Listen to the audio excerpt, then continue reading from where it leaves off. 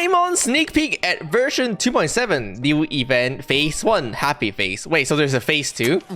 Anyway, what's up YouTube frogs? Today we're going to be looking at the 2.7 preview, mostly the banner. So we're going to be rating how good is the banner and stuff. You guys know the usual. As always, don't forget to like, comment, and subscribe. Help the YouTube algorithm a lot. And yeah, let's get started. We'll be making Yolon video. The skin training pack is back on the table. Starting first, we have Yolon Banner. We have the Yolon, who is the features 5-star character on this banner. We previously already made some Sasuke analysis about Yolon, so check that out. Also check out the Singshul's video as well, as it is greatly relevant. However, for the 4-star, Noel, Barbara, Yanfei, the holy trinity of who the f won these character. Starting off with the 4 stars, Barbara, it's a TTDS holder. Yanfei is a TTDS holder. Noelle is a TTDS holder, but she actually cannot. I mean, I don't really know what to say, but these characters are just bad. Barbara is not really being played at all. Barbara pretty much have 0 presence in the meta. Yanfei is playable as a main DPS, but not really in the meta. Yanfei is kind of meta in shield tank Fei, where you use her as a shielder for Hu Tao, but you have to get Constellation 4 for it. On the bright side, I don't think a lot of people actually have high Constellation Yanfei. For example, I actually have a C0 Yanfei. Could pick up some Constellation here to work towards the C4, but otherwise, Yanfei is not really meta.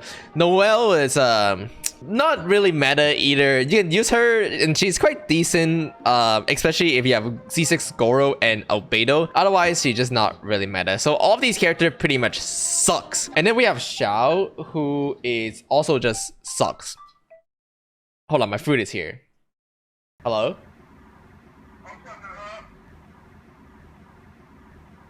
These nuts. Got him. What the fuck was that?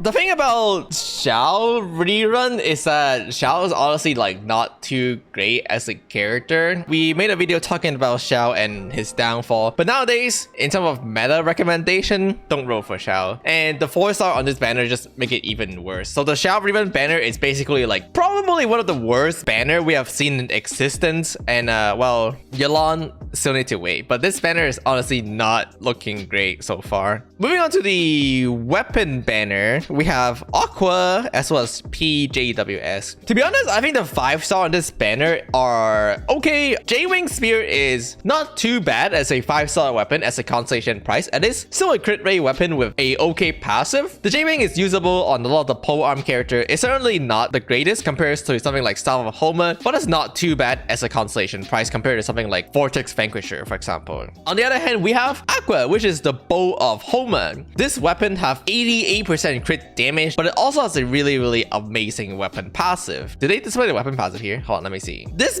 bow, I think, have the potential to be one of the best weapon in the game, probably in the Mistbitter level, where Mistbitter is currently the best weapon in the game, because the reason is that the passive on this weapon increased the damage dealt instead of attack, where Staff of HOMA just increased your attack. And damage dealt is just... Wait, this weapon give you 20 damage flat?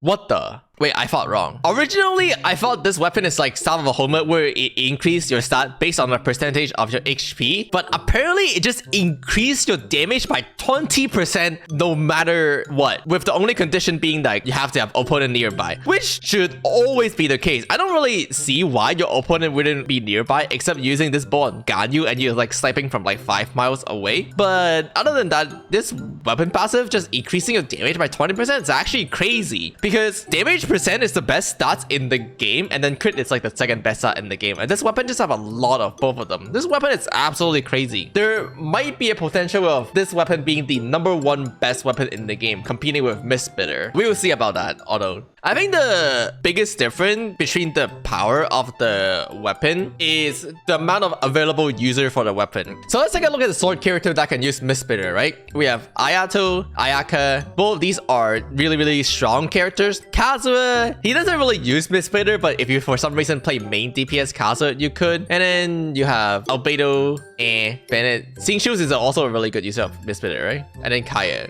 On the other hand, for bow characters, there isn't a lot. Can Yoimiya use this weapon?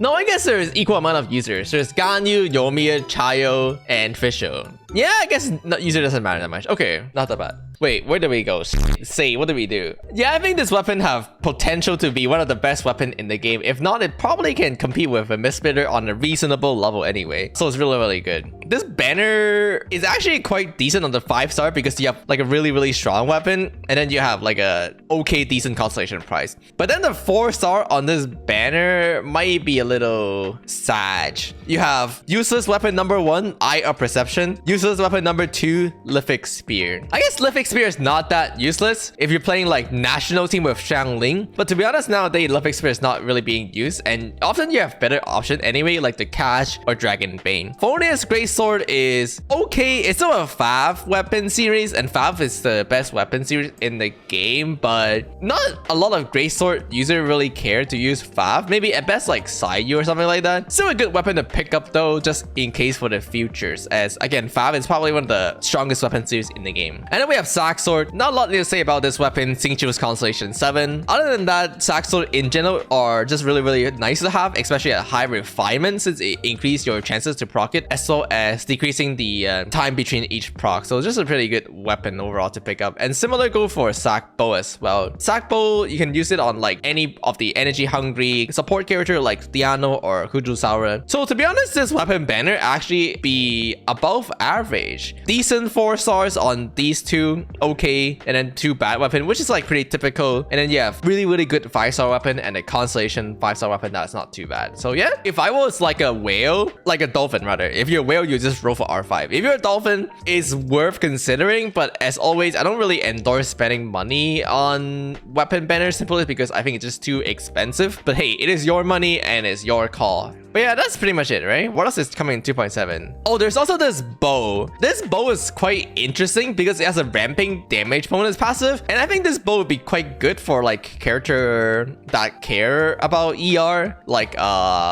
maybe Yolon and I guess Kujosaura. But I don't think it's good for Kujosaura. It's a ramping bonus. It's not that good. Okay, cool. Thank you.